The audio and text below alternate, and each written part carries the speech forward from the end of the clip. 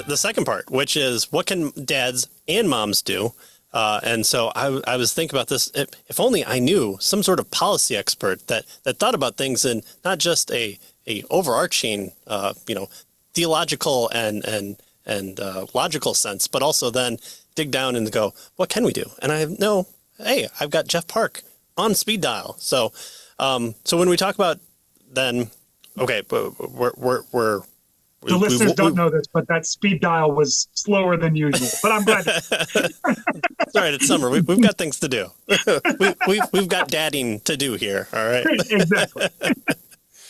So let's talk about what dads can do first, because hopefully my 100% male listenership will eke some of this out. But I'm hoping this will be also beneficial for how can moms talk to dads about these things, and then vice versa. How can dads talk to mom about these things? And I think how we approach it, especially if we haven't been doing it, or if we want to do it, that's very important here. So just on the basic level, what can dads do? And to prime the pump, I can just say the easy one is be involved in some way. So you've got the co-ops. I teach at one, or I tutor for IRS purposes or what have you. Sure. Yeah. I'm involved in presenting evidence of what we're going to be continuing to do for the rest of the week initially, and so that's something I'm able to do with my time. My time is different probably than 90% of the people that listen or exist in the world, and that's fine. But even taking that one small aspect of teaching something to a group or to your children, finding that area to be involved, and maybe it's just going and saying, I'm interested in you, child's education, and I'm going to take this one day off to be at your co-op, or to be at your class, or to be at this event. I always think of Hook with Robin Williams, and he's neglected his children, so they want to join Captain Hook's menagerie of swashbucklers. And so I think that's the easy one to do. Show up to the baseball game, but show up to something where it's education, and it's either something important or hard or normal in the kid's life. And so you're saying, hey, I'm going to come on this day. Maybe it has to be the dad day, but maybe it doesn't have to be the dad day. And understand, and it's something where I think the older generation is talking so terribly to our generation younger, is it's not babysitting. You're never babysitting when I'm taking my daughter's out for grocery shopping. It's not, did your wife let you off the leash to do this? No, I'm saying, no, I'm training my children. I'm going with my children. They're coming with me, and we're having a father-daughter day like we do every day. And it was always weird to talk to people like that, because it's like, no, I've got my daughters today, as in like, I have them right now. Like, it always sounded like I was a divorced dad being like, oh no, like this is my week. But I was always trying to find ways to be like, no, this is what you were saying. This is my responsibility. I'm training up my children in the way that they should go. When I lie down, when I go to the grocery store, when I wake up, when we're talking theology, or when we're just, going for a swim class. But, all these things of doing things in proper order and form, and mom's being there to say, oh, that was a good attempt. And the dad's saying, but we can scoop better when we're doing our backstrokes or what have you. And having that be a focus, and it doesn't always have to be critical. It can be a great job. I'm very proud of you that you tried this. Why do dads teach bike riding, right? Because like you were saying, it's the dads that are goal driven. The moms tend to be more, let's take a break, or let's kiss the boo-boo. Dad's like, nope, get back on. And more tears are probably shed in different ways there. Well, I was listening to Al Mohler talk to Abigail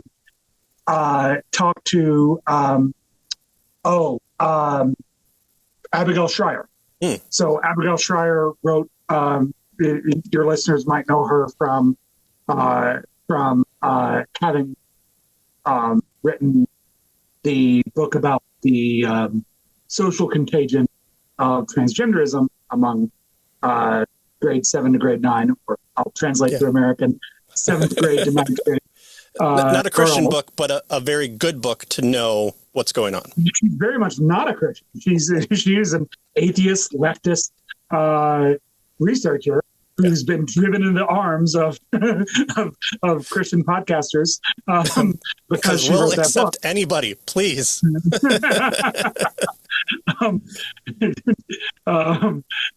As you've demonstrated by accepting,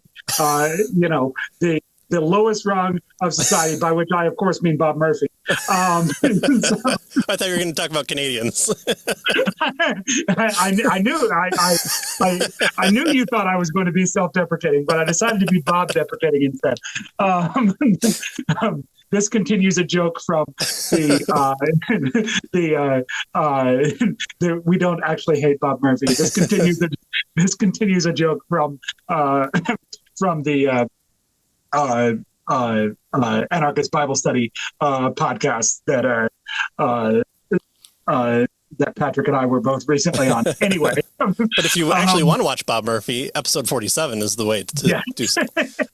Yeah. Anyway, so Abigail Schreier is talking to Al Mohler. Abigail Schreier, she wrote that book, but now her current book is not Anxious. Oh no, it is Anxious Generation. Yeah, that's hers, right?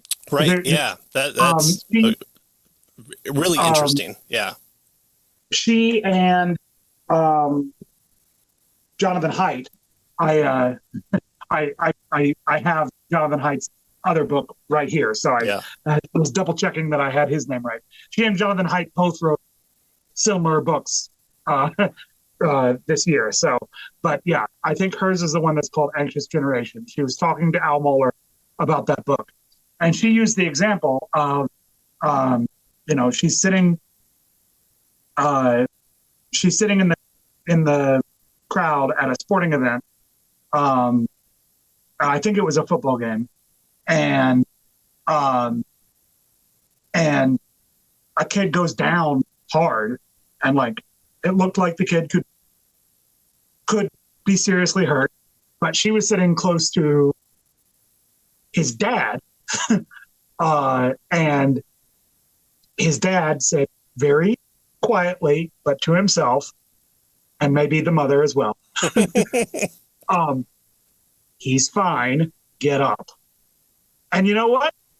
Turns out dad was right. He was fine, he got up, and he was fine. And she was using that as an example of the kind of, and I think she was saying dads in particular, the kind of influence that dads can be, that kind of an influence on life in general. Yeah. And not just sporting events. Is you're fine, get up, keep going. Right. Bad Therapy is her newest book. Bad Therapy, Anxious Generation is Jonathan Haidt. Yeah. Yep. Sorry, but, so my kids are going back and watching old school TV. By that I mean Full House, and it's so funny to watch that and realize, during G.I. Joe we had those, knowing is half the battle, because the government regulated all TV shows to not just be product placements, which we were okay with, but they had to teach a message of some variety, and so that's why you got the Joe Knows at the end. And so it's so funny to watch Full House and realize this was a popular show, and it's three men, and they're all coming together every half an hour and having this a loving moment where everyone's talking normal, and everything works out in the end. And so maybe that's the gynocentric writing of our childhood of the 80s and 90s, and it's finally taken root and coming to fruition, where the dads are needing to have a more firm hand, or not so much in that, but also teaching.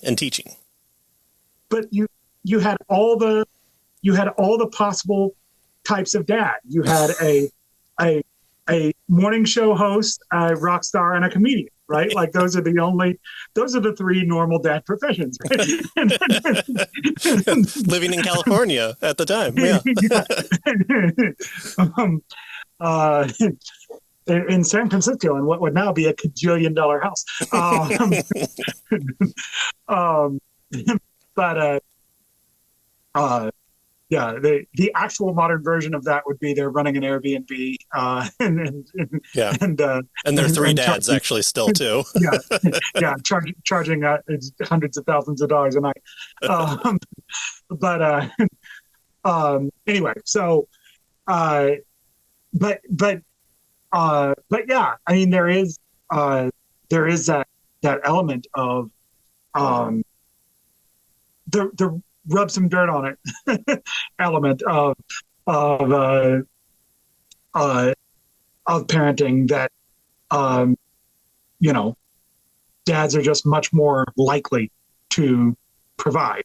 That one of my big culture shocks in having girls even was that girls do require a little bit more sympathy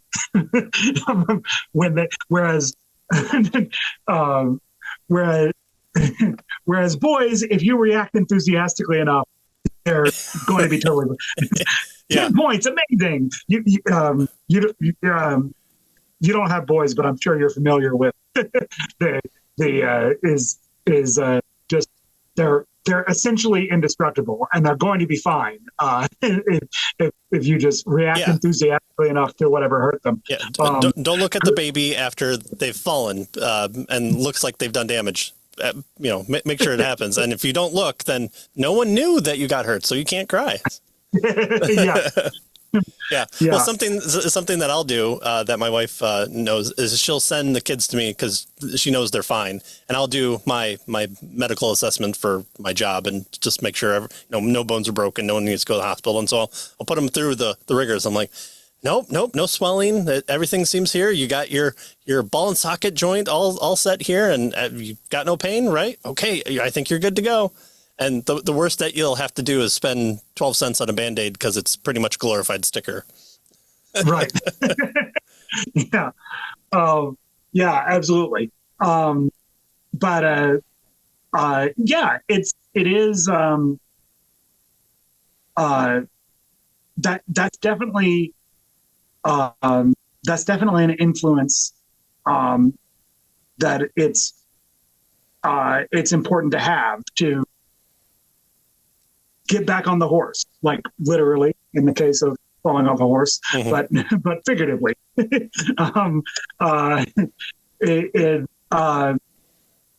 Is that I think again, and actually, I mean, I think Abigail Shrier was in part making this point, was that fatherlessness is a big part of the inability to of the anxiousness of the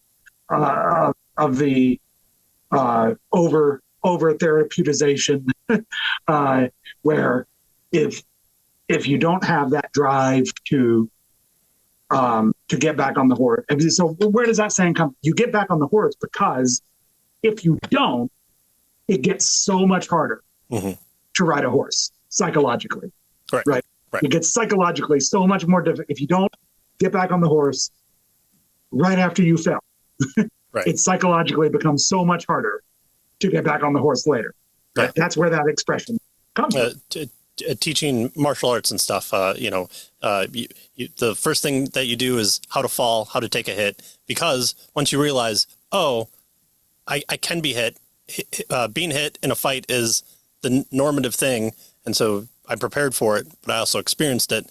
And while yes, I could get knocked out from one, if I know how to do it, then I know, okay, I've been hit, I'm in the fight. Or what some people have taught during training is the first hit is you hit yourself to say, okay, psychologically, I'm doing the thing that I'm scared of, and now I've done the first hit, and now Now it's time to divide Well, and you conquer see on that. football players do this. Yeah, right.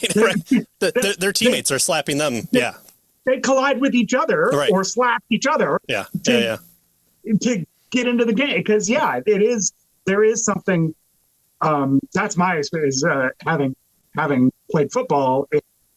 There's something about that first hit that it releases the adrenaline to where you can take hits. Yeah. And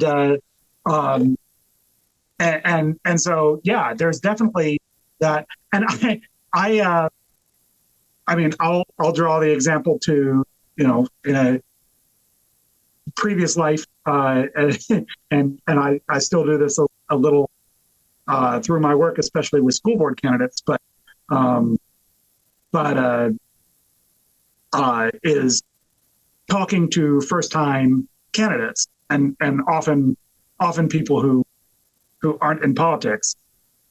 One of the differences between people who get good advice and surround themselves with good people, and people who are like a babe in the woods politically, is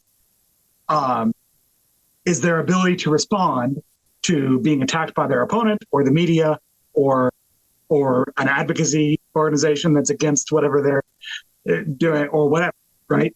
Is the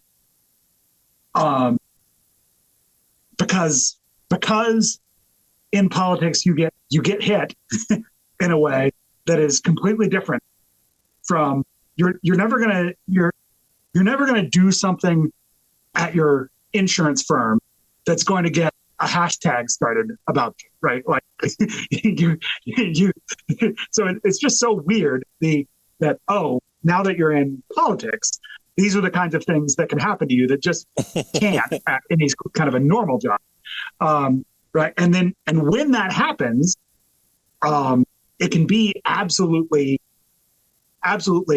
demoralizing. And the first thing I do is we'll sit down, we'll hear you out, we'll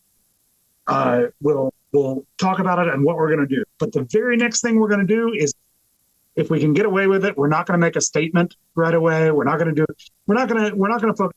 The next thing we're going to do is get you on doors. We're going to get you knocking on doors, because that will help you. First of all, it just helps you refocus on the thing that you should be focused on, and not on Twitter, which is not real life and doesn't matter. But also, one of the ways it's going to help is you will realize just how few people care about this thing that seems like it's the only thing people care about when you're not knocking on doors. It can feel like the entire universe so I've had people who were pastors, and they go back and find old sermons and they're just trashing them for things they said in old sermons, and everything. And it feels like it's the only thing the entire world cares about. And then you go knock on doors, and it genuinely doesn't come up at a single one, right? and then it helps you realize, this wasn't actually a very big deal. The real world does not actually care about this thing, and puts it in perspective. And these are the kinds of things that we need to do in all kinds of aspects of life, and that if you don't just get back on the horse, right, then you're going to have this crippling anxiety about more and more things if you don't just get back into it. Candidates that I could not convince to just go knock on doors again, they're done, right? They're basically done. The campaign is over at that point, right? And that's and there are so many things in life that are that way. If you can't pick yourself up and move on, then you're going to have this one part of your existence that that you're going to be basically avoiding for the rest of your life. And the more you avoid it, the bigger it feels, and the more you feel like you have to do other things to avoid it. And when the answer is don't avoid it, go do it, right? And do the thing again. And like you were saying in what I'm assuming now is the last episode, is you're not bad at this thing. You're just still learning. You haven't learned it yet. Yeah. Learn it. It is like, and that's true across every human endeavor in life, right? Is like, no, you're not bad at this. You just haven't learned it yet. Get back on the horse. Let's do it again. You're fine, right? Yeah. And explaining that to your kids is key, because I think it's that trust me, here's a reason, and with examples. Like, yep. Dad's really bad at this, or Dad was bad at this, or let me tell you a story about how this happened. It's the let me tell you about how I walked up the hill 15 miles in the snow, and you go, oh wow, like that's really boring. But then that story sticks with you, and you remember that as a kid, and you're like, oh, Grandpa sacrificed a lot to go to school, and so for him, education was important even when they had nothing, or something along those lines. Yeah. Something else that I was thinking about is how dads can approach moms who, again, you may not have thought about it. You may have not necessarily ceded control, or maybe you have, but go and talk with your wife and sit down and say, like, okay, show me the curriculum. Show me what the plan is for this semester. And if you think like, okay, won't she be suspicious?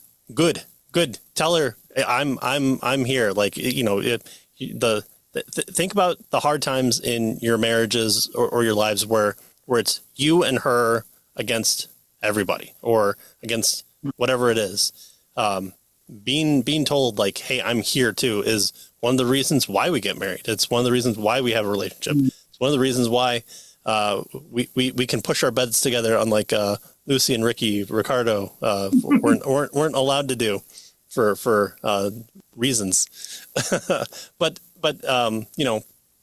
go into it with a thinking and asking questions, because think about if your wife asked you, hey, that really nerdy thing about presuppositional apologetics, could you tell me about it? How bloody excited would you be to just spill everything?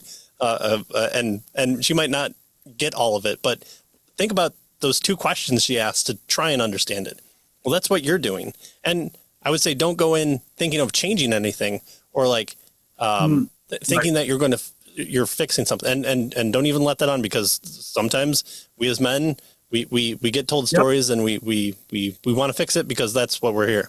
But if we're coming into this new, when it's 3 years in or 6 months in, and she's gone through 82 different curriculums, she's made the determination on, this is how we're going to learn spelling, or this is the subjects we're going to focus on. You coming in and upending that because you just want to try for the first time you're a lover, but you're also the dangerous viper who will if she's a good Christian woman, you'll undo her system. And so you're just there to ask questions, which is, so how are they teaching multiplication? Maybe it's through song, maybe it's through flashcards or what have you. But having sit down and being involved in that, and if the kids interrupt it, perfect. You're saying, I'm learning about what you're going to be studying through this, and so you're informing your child that you care. You're taking the time. Again, you could be dead tired, but ultimately this is your responsibility as well.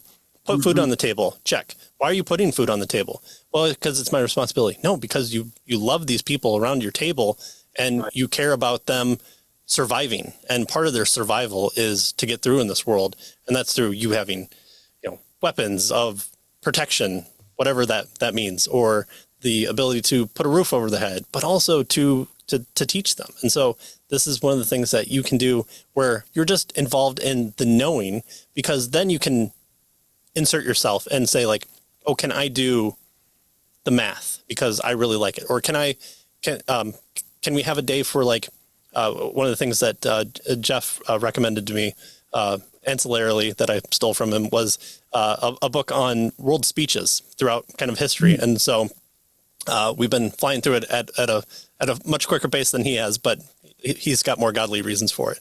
And so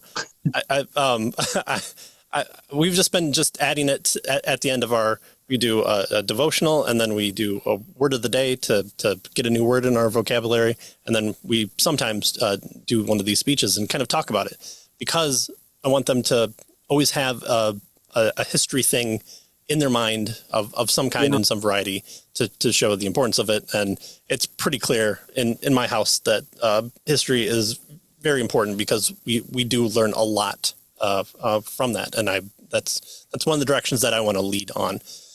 But being involved in that and taking on a subject, or, hey, I can do sight words with the child. Here's the board. I'm going to use a silly finger pointer to point at the word, and she's going to do it. And she might not do it right the first time, and we're going to do it again. Oh, Dad, but Mom only does it one time. Well, let's just try it one more time. And so it's finding just those little areas to do. And maybe you tend to like it and you'll end up doing more. But yeah, what you're saying is the responsibility might be advocated to the wife to find the curriculum, to find what day is what. And your job then is to say, okay, I'm going to support this, and I approve of this. I'm putting my dad's stamp on it, and I will do exactly what she said on the day that it's prescribed to the child.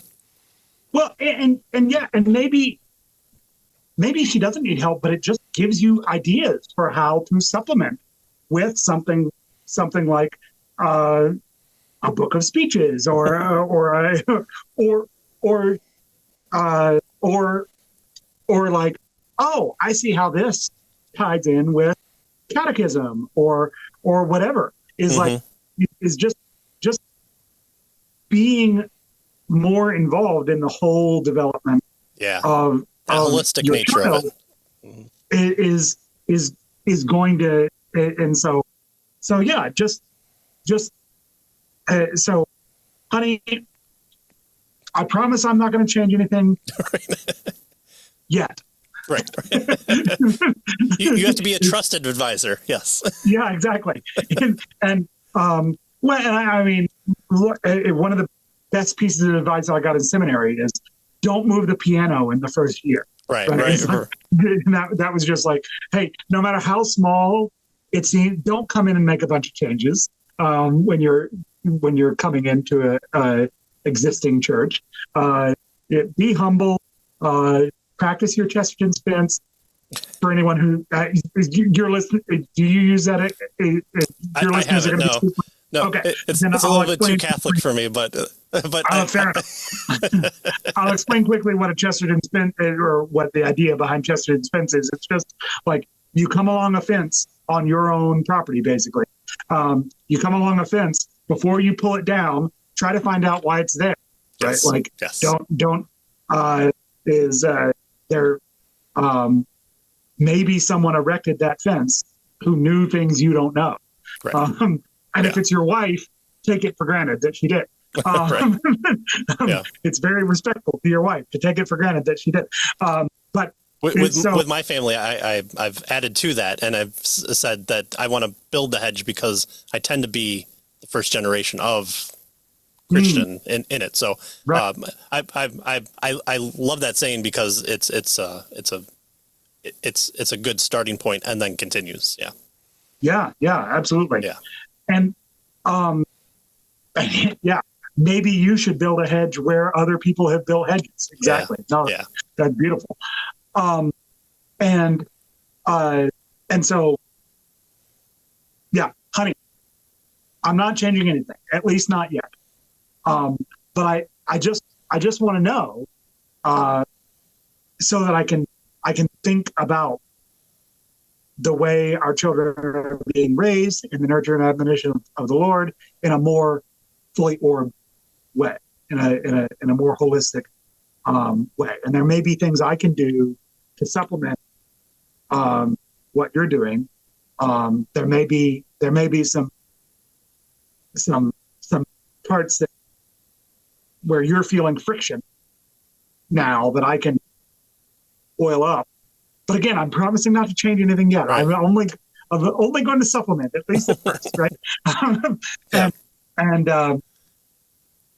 that can be a big way of loving your wife, loving your children, and loving God, and pursuing the ultimate goal of raising your children in His nurture and admonition all at the same time. Yeah. Yeah.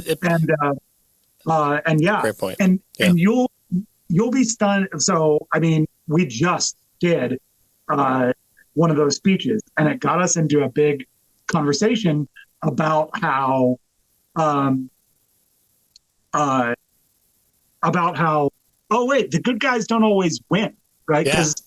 Yeah. I'm sure you guys ended up having that conversation too. Or sometimes the speech is really good and it does nothing to the audience. And then it does nothing and they lose. Yeah. This was a great speech, and then they got slaughtered. Everyone who heard this speech died. We don't even know why we have it, right? Yeah. And so that's one that's sort of obviously going to come up, and like, oh yeah, hey, yeah, God didn't promise that we're always going to win, huh? Right? Like,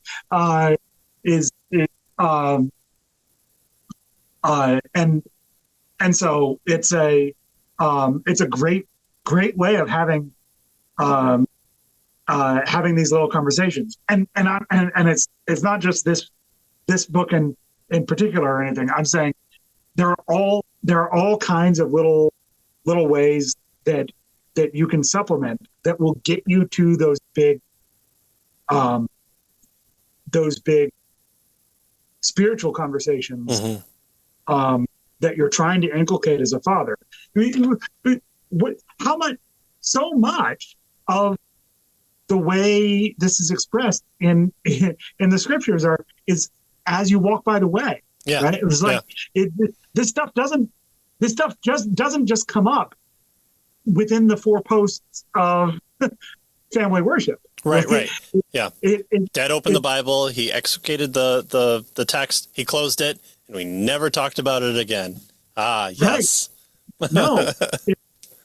I mean, so many of these conversations have come up for me, literally as we walk by the way. Right? Mm-hmm. We take little nature walks, and that's where the conversations come up.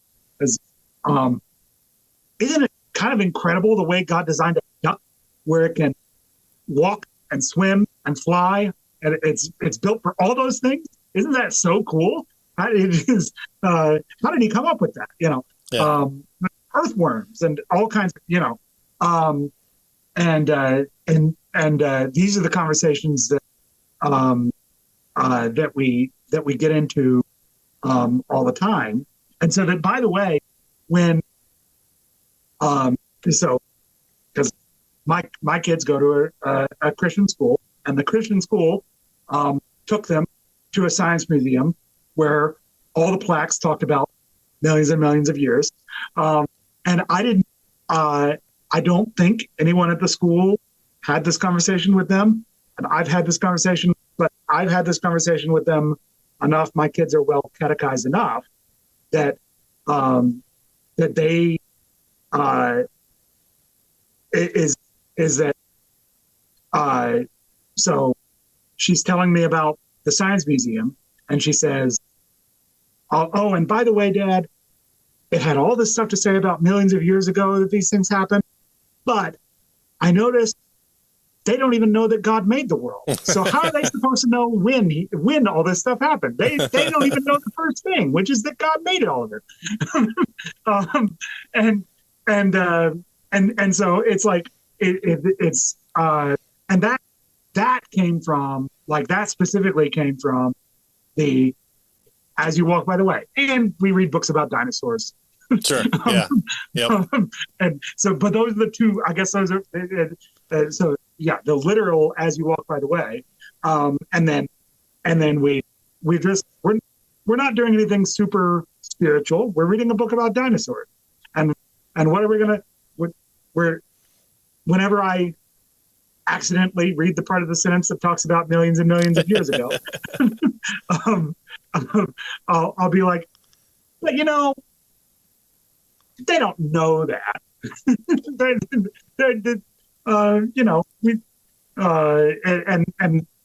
And we just, and we probably had that exact conversation. Like, they don't even know God made the world. How are they supposed to know? How are they supposed to know when there was a Tyrannosaurus? And so they thought a brachiosaur was a brontosaurus. Yeah. No. Yeah, exactly. And I mean, and we just had the conversation last night at dinner. We just had the conversation of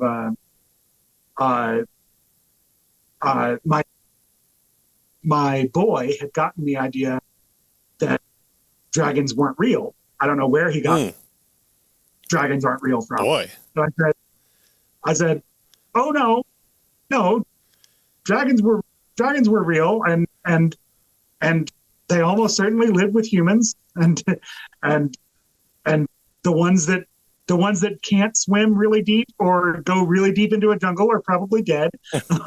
Probably. Or clearly dead. The ones that can't hide from humans pretty well are clearly dead by now. And maybe those Which is are survival of the fittest, by the way. Yeah. Maybe they're all dead, but at least the ones that aren't good at hiding from humans are dead by now. But we talked about how this is clearly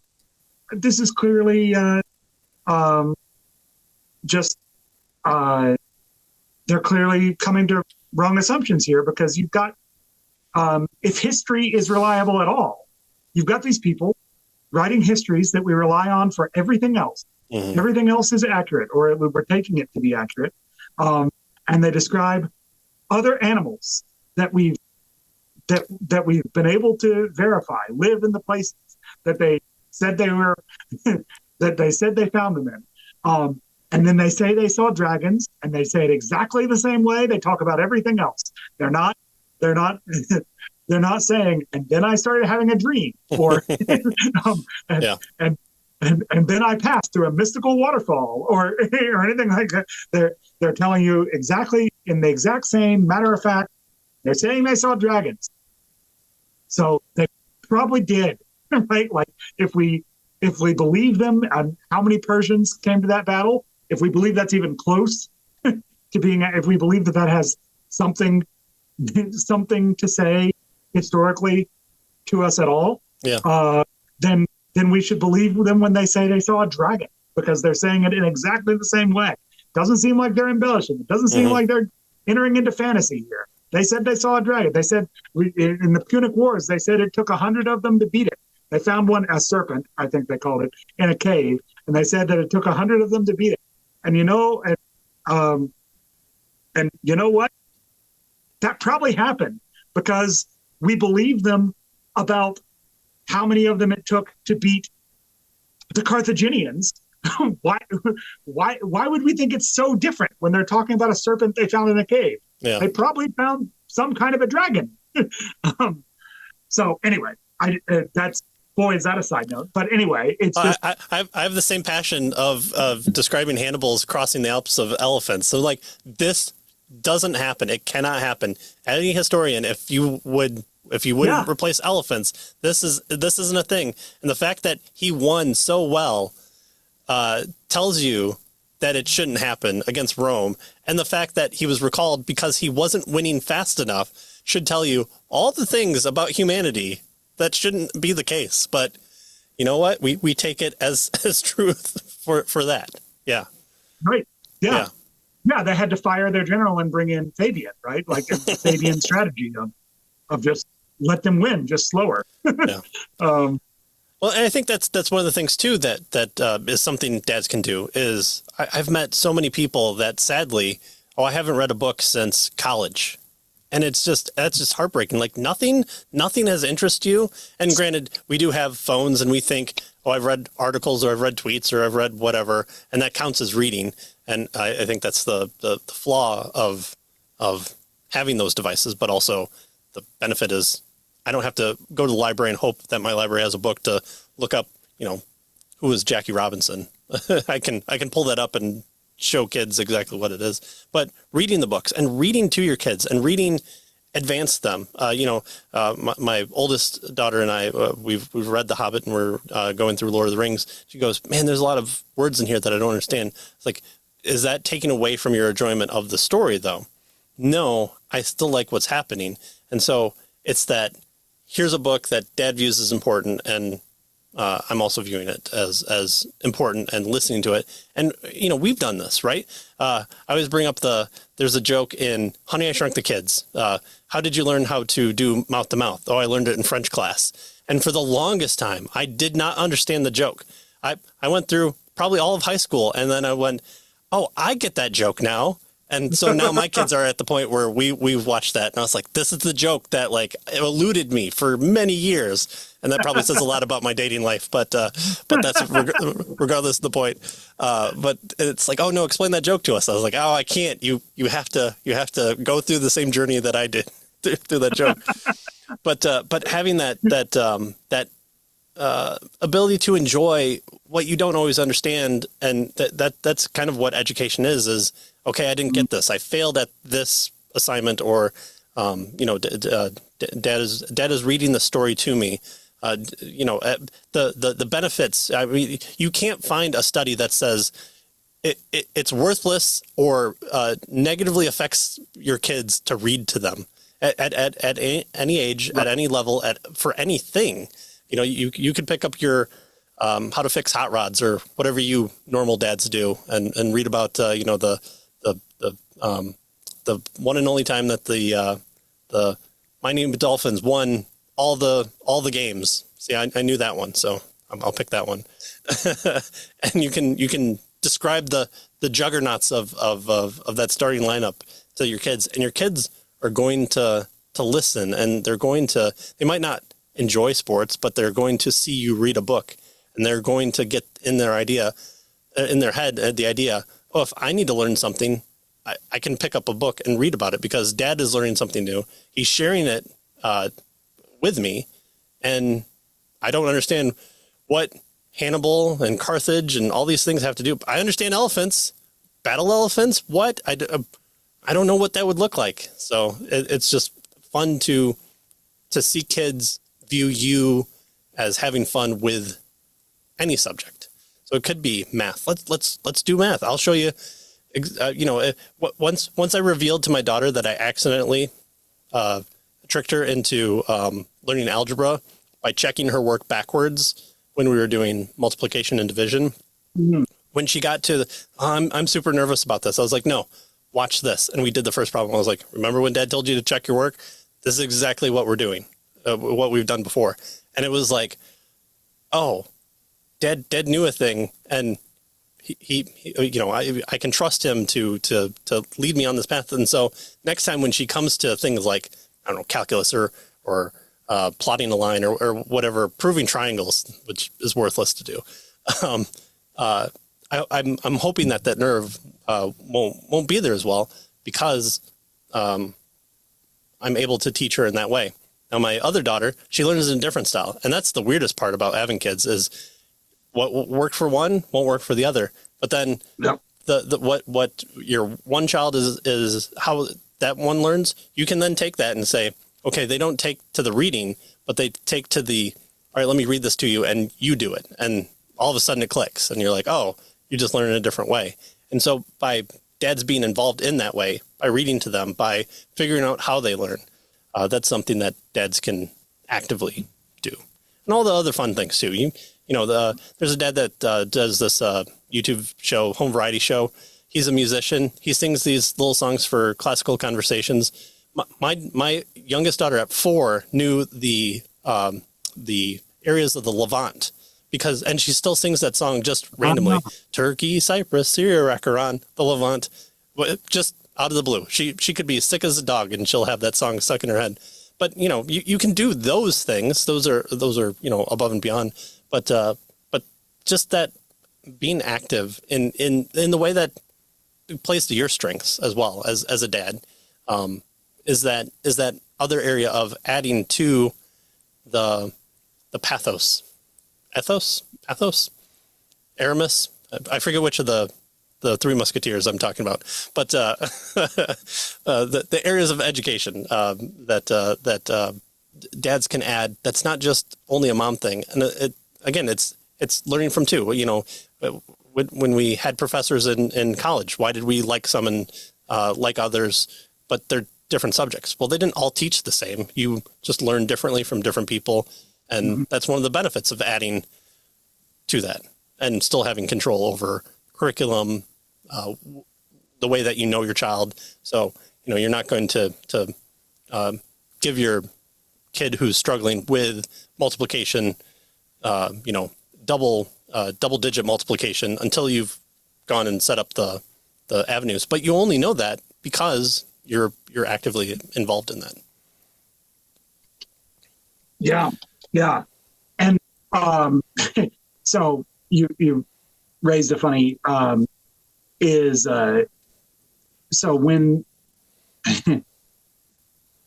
several rounds of fighting about the K through 6 social studies curriculum here in Alberta ago, the big objection from the teacher union was that expecting kindergartners to know the extent of the Roman Empire was not age appropriate. So you reminded me of this when you were talking about. I just don't know what type of kindergartens you were raising up there, but. Well, and I happened to have a kindergartner at the time, and I turned to her and said, "Hey, redacted, what roughly, where was the Roman Empire?" And she was going through this thing at the time where she had Egypt and Ireland confused. So she got those transposed. She said Ireland and meant Egypt. But other than that, she basically nailed it, right? Like, and not only do kids do fine with that kind of, and there's fun. Anything you repeat enough, they can learn, right? Like, they can memorize things so much better than we give them credit for. It's why they can pick up a secondary, third languages so much easier. Yeah. The approach that, and so here's a tip. If you're sending your kid to a regular school, it is very likely that they are obsessed with what, at least here in Canada, is called the expanding horizons approach to social studies, which is just that you should start with things most familiar to the kids and work your way backwards to the things least familiar to the kids. But so what that would mean is if you were going to teach a kid in Alberta about French culture, then the order you would do that in is basically just introducing them the concept of, hey, there are people in your neighborhood that are different from you. Then you'll talk about Francophone Albertans specifically, and then you'll talk about the Quebecois, and then the modern Quebecois, and then you'll talk about the exploration and settlement of Canada, and then you'll talk about World War I and World War II, and the French as an ally in that context, and then you'll talk about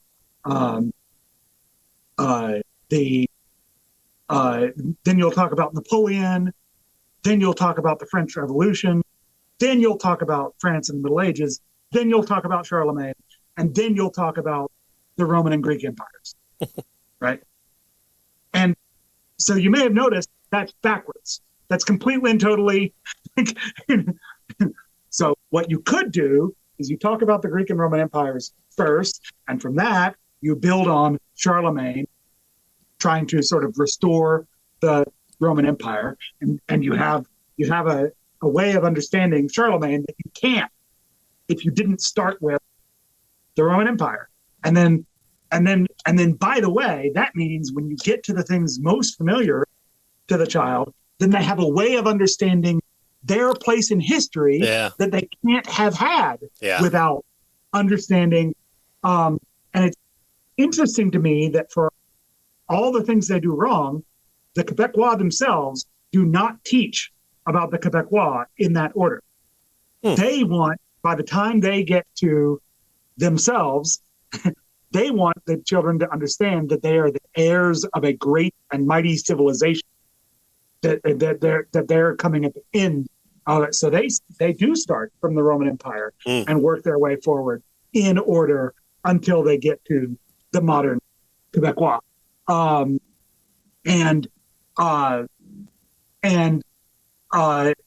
it's boy, could you imagine trying to teach church history that way? Oh yeah. Oh, man. So, all right, we're going to start with Joel Osteen and work our way back. It's like, oh, good, shoot me now. But yeah, no, it's insane. And by the way, I occasionally encounter Christians who think that we can't teach history this way with this content-rich, sequential, starting with the things least familiar to kids. And I go, that's fascinating. When you teach the Bible, where do you start? Mm-hmm. Well, John 1:1. Maybe some people do. I don't think most Christian elementary school teachers start with John 1:1. What they usually start in the original with Greek. Yeah. Oh no. What they usually start with is Genesis. Yeah. They're starting with the thing most distant, least familiar, and most foundational to everything else they're going to teach. And then because why does John 1 start with Genesis 1?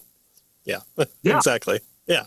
And then they work their way forward in a content-rich way. And it's like, oh yeah, you already know that this is how you teach the Bible. And if you taught the Bible in this newfangled way that you're trying to teach secular history, if you taught the Bible in that way, your school would not exist, right? Man. Like no one would send their kid, because they're sending their kids for the Christian content, and they would not be sending their kids to your school if you were teaching the Bible in the same way you insist you have to teach history. That's great. You lose so much context that way. Wow, that's pretty crazy. Yeah, well, and you lose an actual rich and real understanding of the things most familiar to you, right? Like, and so not only can kids handle the content, but have you talked to a kid? What do they like? They like talking about the exotic stuff. Yeah. They like knights and castles is one of the most common ones, right? Like, they're gonna go to knights and castles. They're gonna go. They're gonna go. They like learning about the Roman Empire. Yeah. How about dinosaurs? Right. So there's you, and then there's oil, and then the oil it was. Yeah. Oh yeah. Can you imagine? Can you imagine if we taught about dinosaurs that way? Good grief. And then millions of years, nothing happened. Yeah. Okay. So you're familiar with a sparrow. Okay, we're going to work backward. Oh, yeah. This is why dads need to be involved in education.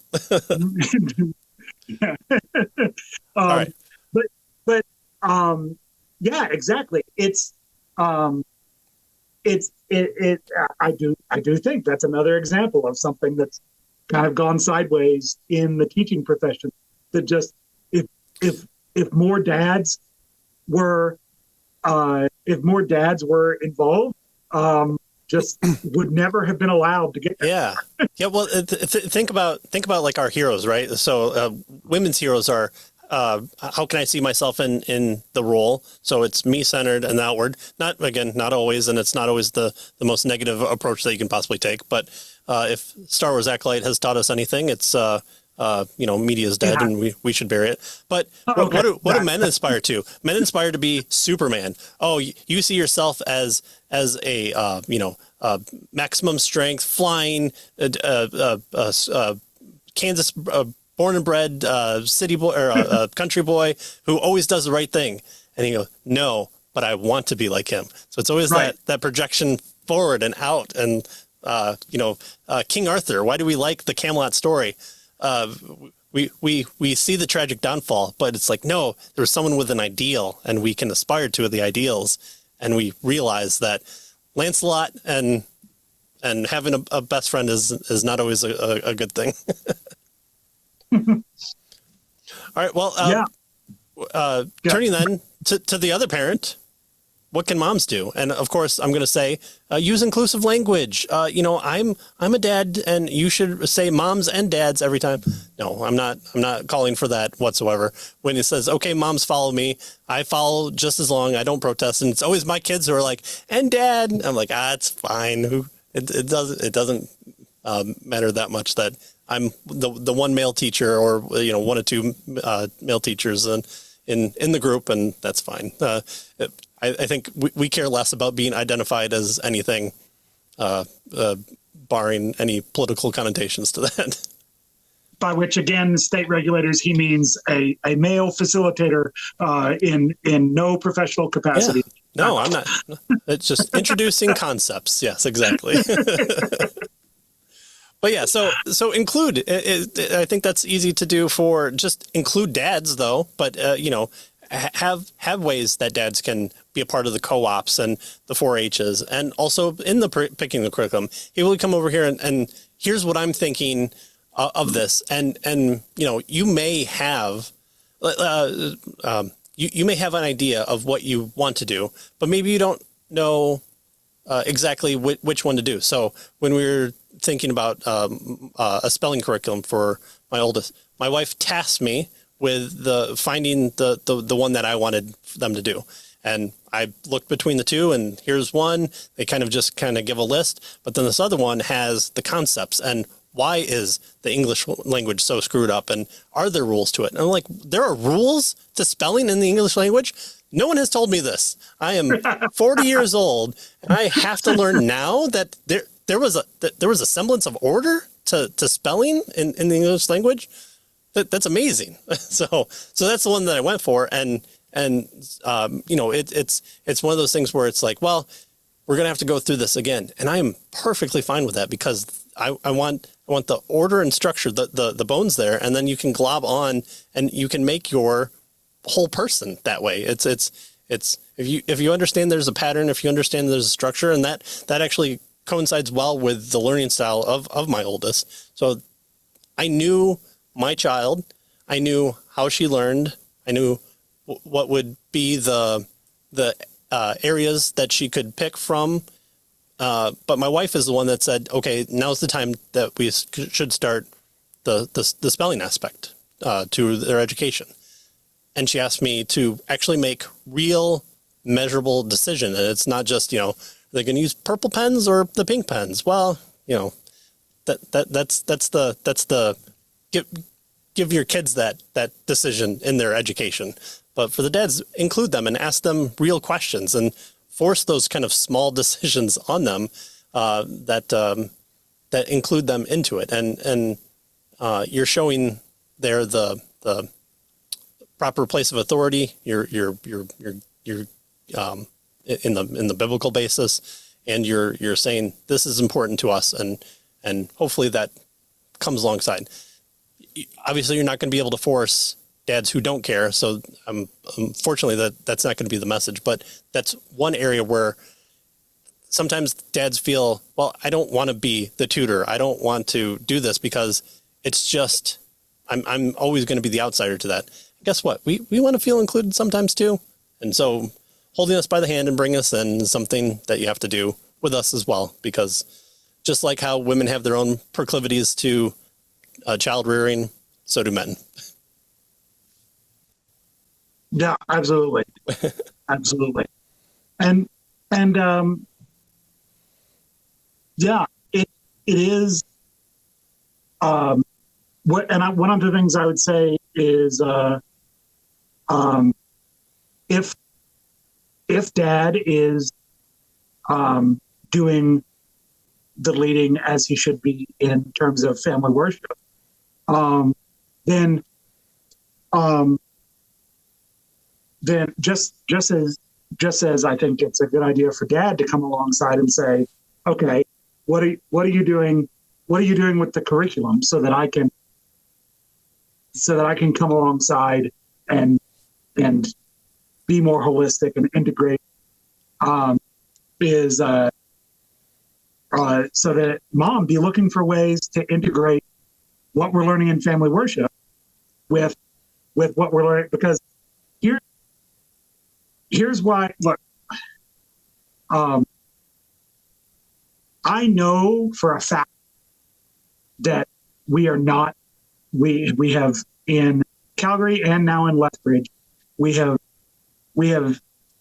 chosen Christian education for our children, and that is not the best education available for those who are simply listening.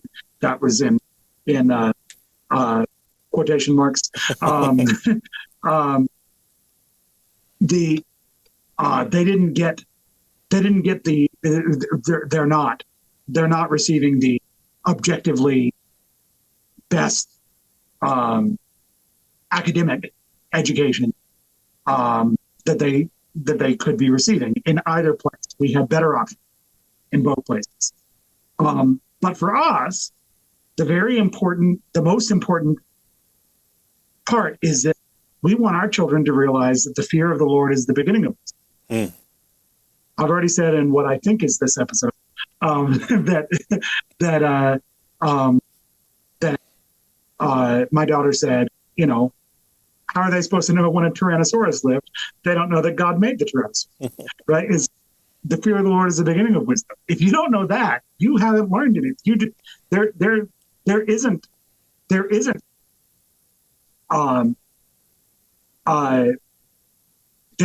the possibility of having a strong academic education without the fear of the Lord. It's not just that that would be undesirable. It's actually impossible.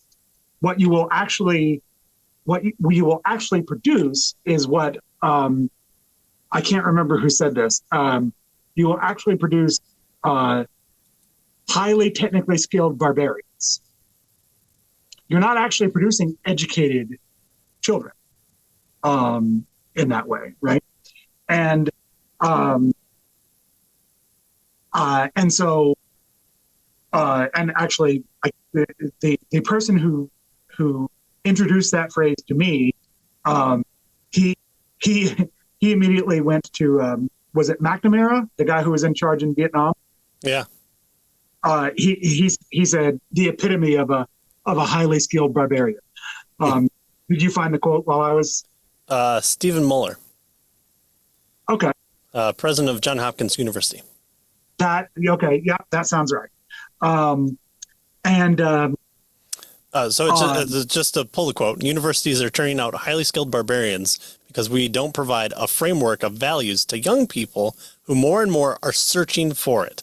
And that fits in well with our show because we may have ushered the phrase Christian worldview one or two times in the show. So absolutely. Okay, so that's definitely the quote I was remembering. So yeah, thank you. Good pull. Usually I'm doing that on Jeff's show for him in real time. Exactly. He's doing it in the chat on our show. And there's usually more delay. It's amazing to see how quickly you work because you're usually watching it on a couple second delay, and That's then right. the delay of typing it into the chat. And you're good. Anyway, so yeah, it's again, it's not that the better education is simply undesirable. It's actually not better. It's actually not an education. It's actually just the production of highly skilled barbarians. And so having recognized that, then what's the imperative in Christian education? I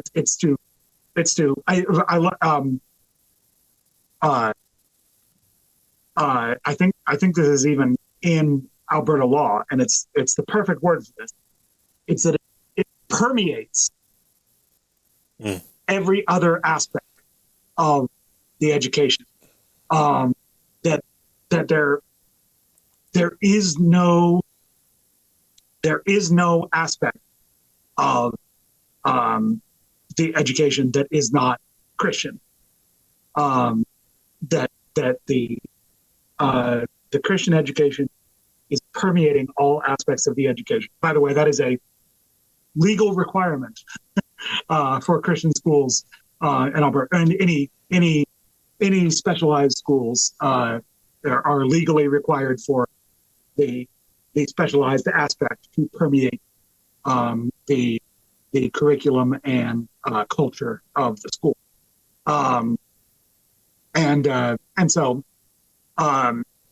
Yeah, it's the perfect word for Christianity needs to permeate every aspect of the education. So that's one thing that moms can be doing, is taking what we're learning in family worship and making sure that it permeates. And I know moms are already doing that, but just in a I want to encourage that in a very self-conscious way. How can we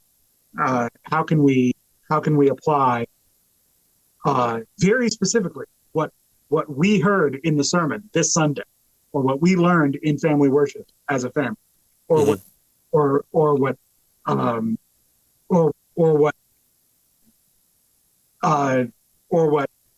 the kids came home talking about after they went on a nature walk with Dad, and they learned about the way God made ducks, or whatever.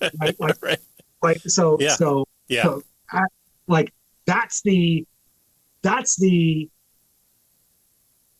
that's how you integrate this godly design as you walk by the way. It's also what keeps your kids from seeing the subjects in isolation. Yeah.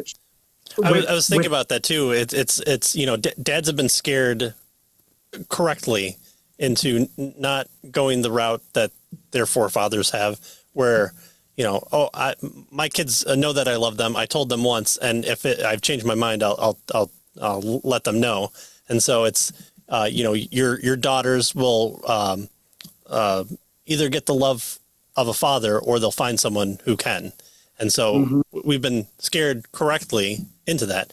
And so it's like, are you willing to let another entity in whatever shape or form that takes on of this curious mind finding, what happens when drug use is introduced to the body?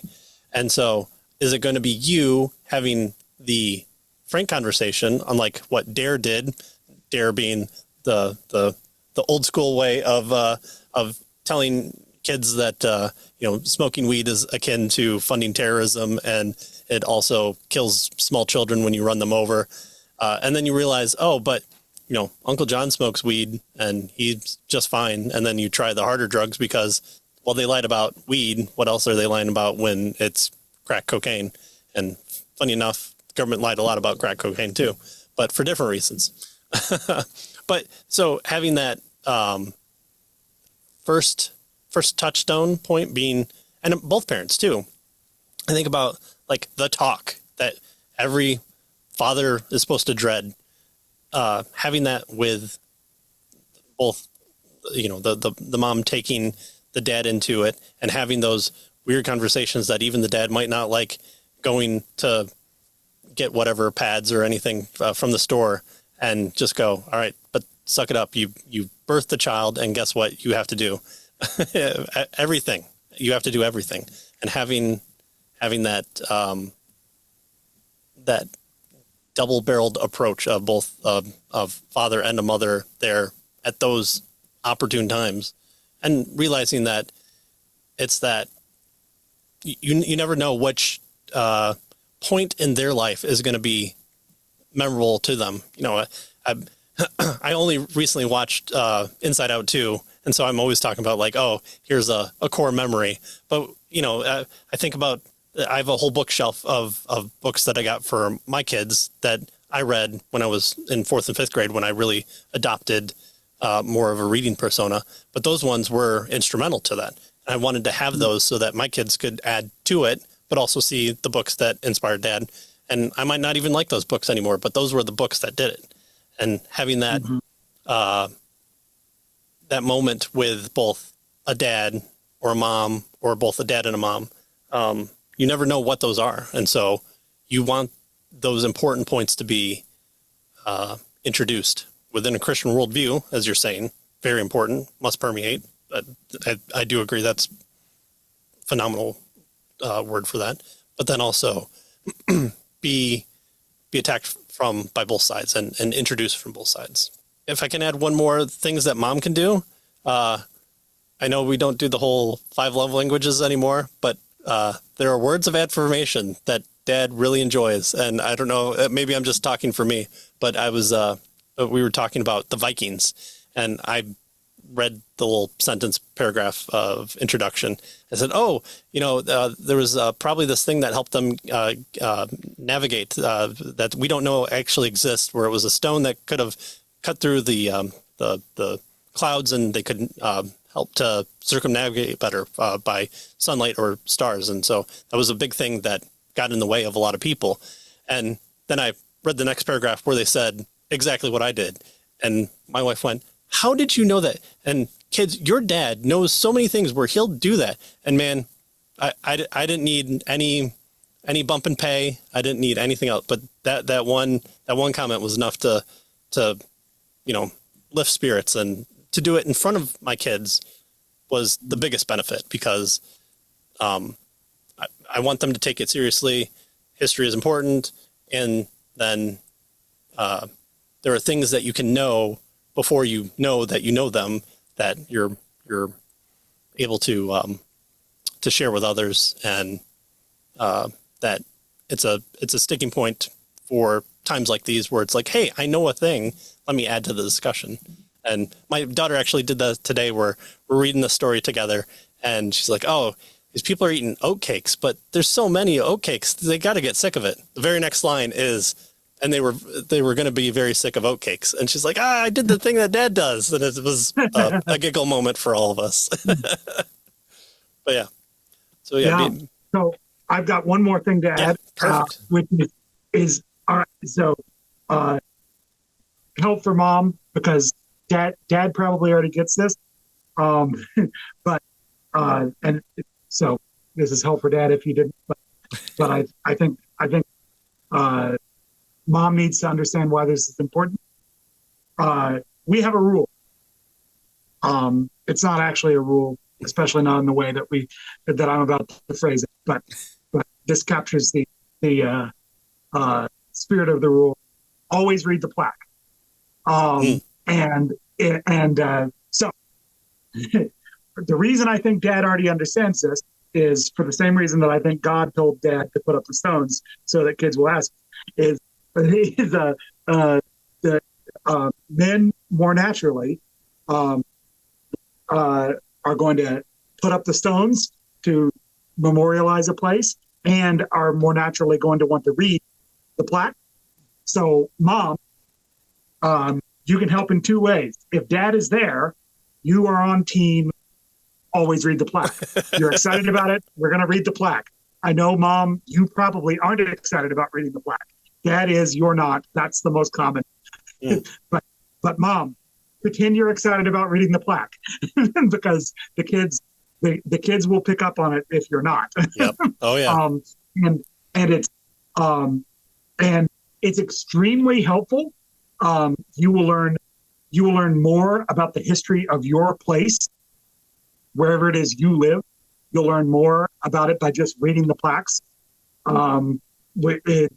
Whatever plaque is available at the park that your kids play at, or at the on the walking trail, or do you guys have the roadside plaques as so much in your area? Some places do. Some places sure. don't, Usually it's connected to a park or something like that, in memoriam, or war memorial or something like that. Yeah.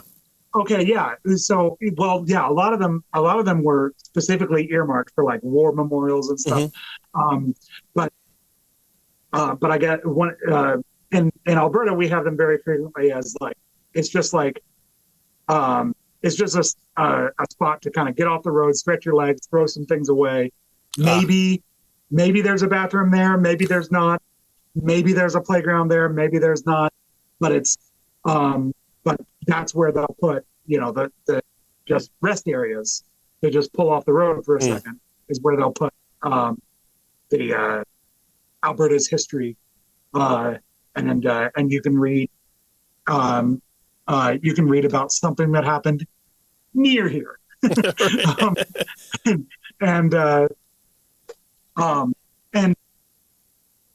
You can get so much local history and be so much more connected to the place where you live, and like in ways that you never, they're never going to pick up from a regular curriculum. How would a regular curriculum replicate the hyper local sort of history? So like I didn't know that where we now live is the place where the first flight across the Rocky Mountains was completed. And it happened exactly as you might imagine. Some guy from World War I got bored and decided, I think I could fly across the Rocky Mountains. And no, I'm not going to wait for planes to get a little bit better to where I can do it without rocks without cliff faces on both sides of me. I'm gonna do it right now when it's at its most dangerous it will ever be. That's right. If I survive the Kaiser, I can survive the Rockies. Yeah. Yeah. And so, so yeah. Anyway, and so that happened. He landed right here in Lethbridge before stretching his legs and flying up to Calgary, which is where he actually wanted to be. And so it's stuff like that you're, where would you go to find that in a book? Right. Right.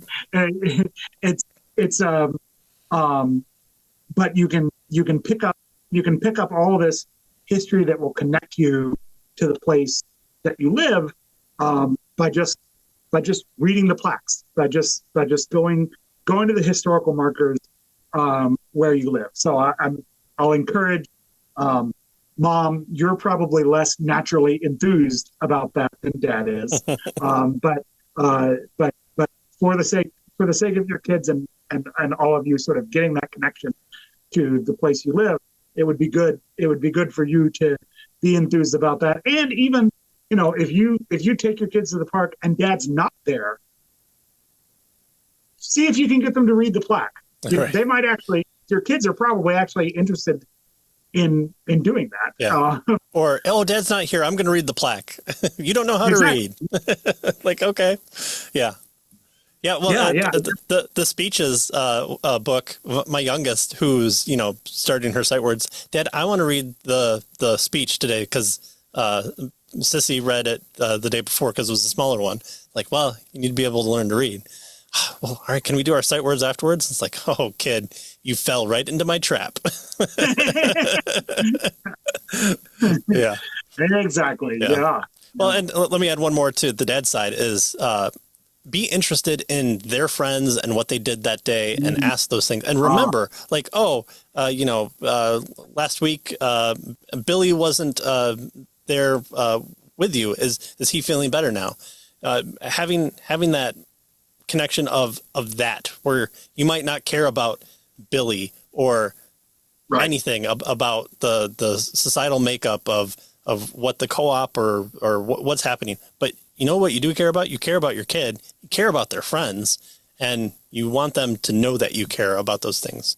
They're not going to go, oh, you remember that, Dad?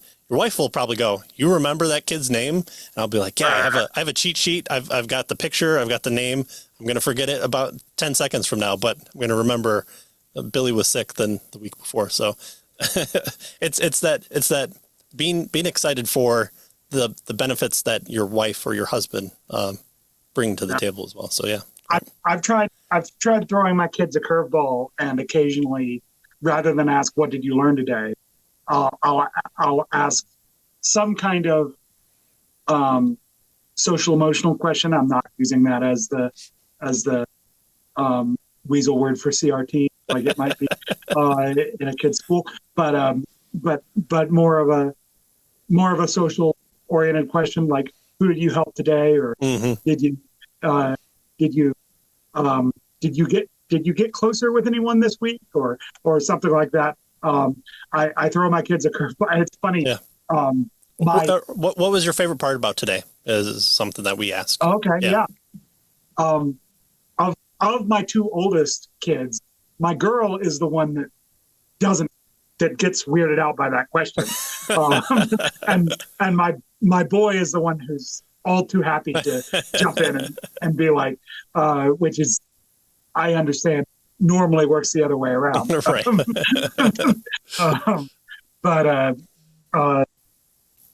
But yeah, that's one of the things I've been doing to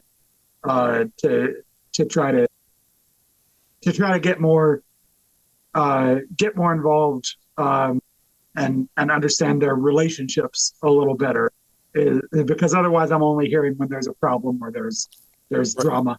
Exactly. And it's nice to hear. It's nice to hear that. Oh yeah, I got to know so and so a little better. All right. Well, I promised at the first episode that we might have things to say. We've given you 2 episodes, and we had things to say clearly, and we probably left things off the list. So hopefully this has been an inspiration to dads to conquer the space and to work by the sweat of your brow, and that also means in your kids' lives as well. And that's not a curse of the sin, but you might also have to sweat to work and then sweat a little bit more once you get home and go forth and command the garden to expand, and that's your role as well. You sometimes even do that with your kids. So that was my desire in this one, Jeff. I always appreciate you, but also appreciate the help in this episode. Do your plugs so that we can check you out at your spots where you need help as a parent, and also taming the government in any fashion, in any government. Yeah, so Patrick and I know each other, well, mostly through Patrick being generally awesome, but largely through the Anarchist Bible Study podcast. That's with me and my friend Pastor Josh, who has recently planted in South Dakota. And we occasionally remember that we are a Bible study, walking through Revelation and looking at the political theology lessons that we can learn from various parts of the Bible. Usually Revelation, occasionally people will throw money at us and have us talk about judges instead, or which Patrick did, or other parts of the Bible. And of course, Revelation is one of the parts of the Bible that is most reliant on all the other parts of the Bible too. So where you're gonna visit a lot of other places when you're in Revelation. So we've been doing that, and so that's so you can find that at on your favorite podcatcher or on YouTube at Anarchist Bible Study, and then I, as Patrick mentioned, my full-time job is I run the Alberta Parents Union, which is a school choice and parental rights advocacy organization in the Canadian province of Alberta, or at least it's in Alberta for however long that remains a Canadian province. Let's put it that way. The country of Alberta, yes. The sovereign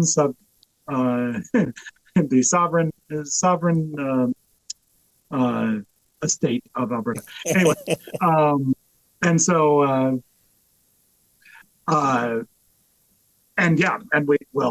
so one of the things we do is that we fight back against federal overreach, for instance, into Alberta education. We've got that's our active petition right now, over 5,000 signatures telling Ottawa to stay out of education policy, which, if you don't know, it is possible to not have a federal Department of Education. The American mind finds it hard to comprehend, but it's true. Canada has that aged-old education, the Department of Education, from way back in 1980. Yes. Yeah. Which you may also recognize as the year every measurable quality of education started to drop.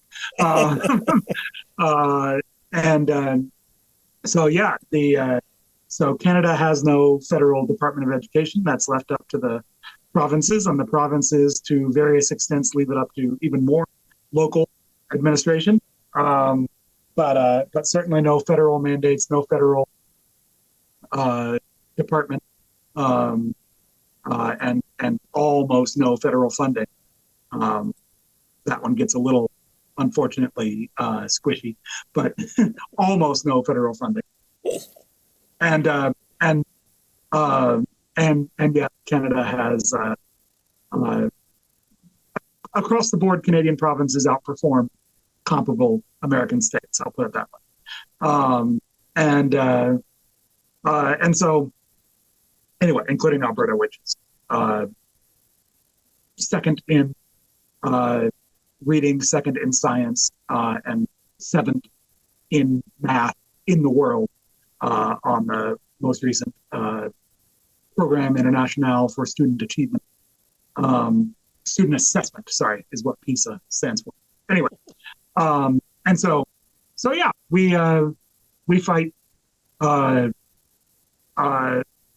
for parental authority in education. I would say that we see school choice as a means to that end, not as the end in itself. And so we're fighting for parental authority in education, and so you can find that at albertaparentsunion.ca. The whole front page is a opportunity to sign up for my emails. You will get if you give me your real address or you don't fill in an address, you will be put on the outside of Alberta list, and you won't be sent to very, very particularly. Only if you live in Alberta you would be interested in this kind of stuff. You'll get more general interest, although you'll basically get everything, and you can decide how to apply it in your area. But we are at least somewhat mindful of not sending that to everybody when it doesn't apply. and yeah, your you know, you can probably find out that your wherever you live has similar issues to the issues that we're talking about, and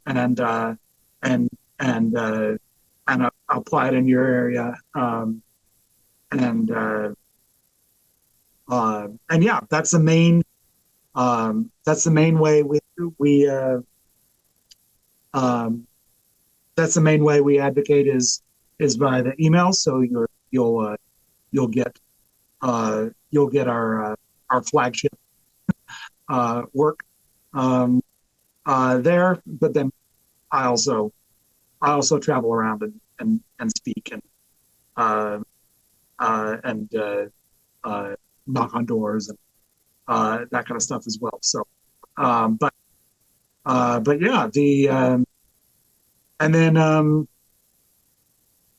yeah, so the Alberta Parents Union and the Anarchist Bible Study are the main two places you can find me. You can find me at JParkYYC, which YYC stands for Calgary, where I no longer live, but I'll get around to that eventually, maybe. Dropping bombs on the NEA from on high. Yeah. I will make fun of your local teachers union probably if you hang around long enough. Yeah, it's great. So that's particularly true if you live in some states that I have experience with, like Arkansas or Texas or Tennessee or Virginia. But even if you live in Michigan or Iowa or just places where I have friends, and I have friends almost everywhere, then I'll get around to making fun of your teachers union too, I promise. And yeah, I tweet about theology, church history, and education basically constantly. So if you've liked this show, you'll probably like my Twitter feed. Yeah, that's, and I sometimes preach and teach, but nothing to point you to there right now. That's right. We all preach and teach because we're all fathers here, and so hopefully this episode has been inspiring. It's been cathartic for me to sometimes be the solo male and understand that I'm in a blessed position to have the spot where I'm at. But knowing like the person that I am, I could always use motivation to do more or to do things differently. That was the inspiration for this. So Jeff, I thank you for that. And if you want to show that you to show your kids that you like reading books and books that may be challenging to you, you can head over to caveofthecross.com and go through the books with us that we're doing. So you can be an inspiration to your children to read hard books that maybe you don't know all the words to, but that's what we help you with. And we split up the episode into short clips, as this one will be done as well. Somehow, and you can take them in piecemeal form or in whole episodes and enjoy them from there. So, as always, we say thank you, and we'll see you next time.